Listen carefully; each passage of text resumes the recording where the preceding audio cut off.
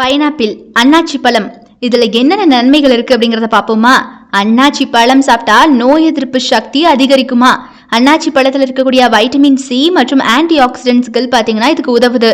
அது போக அன்னாச்சி பழத்தில் இருக்கக்கூடிய புரோமெலைன் என்சைம் செரிமானத்தை மேம்படுத்துமா, குறிப்பா வீக்கம், அது போக வயிற்று பிரச்சனை எதுவா இருந்தாலும் அதை குறைக்குமா.